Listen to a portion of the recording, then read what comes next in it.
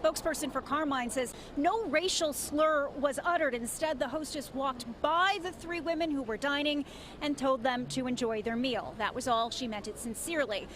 Tonight, a group has gathered protesting down the block from Carmine. Some have just walked over into the street at Broadway and West 90th. Some are still on the sidewalk out here on Broadway.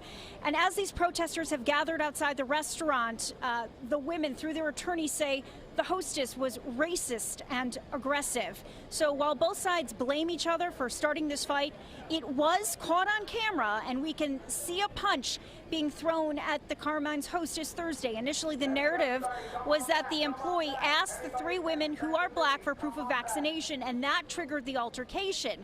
But the women, through their lawyer, now say the hostess, who is Asian, yelled racial slurs and threatened violence. The restaurant flatly denies that allegation.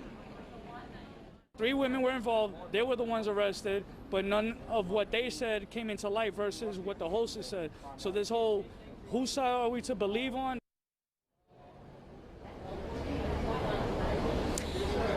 And Carmine says through a spokesperson, none of the attackers offered any reason for their attack. None of the hosts, all of whom are people of color, uttered a racial slur.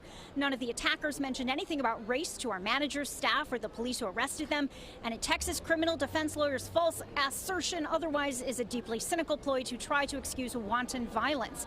That attorney based out of Texas says, quote, "It is unfortunate that Carmine's and their hostess were able to lie to the police to avoid being held accountable for this hostess's racism.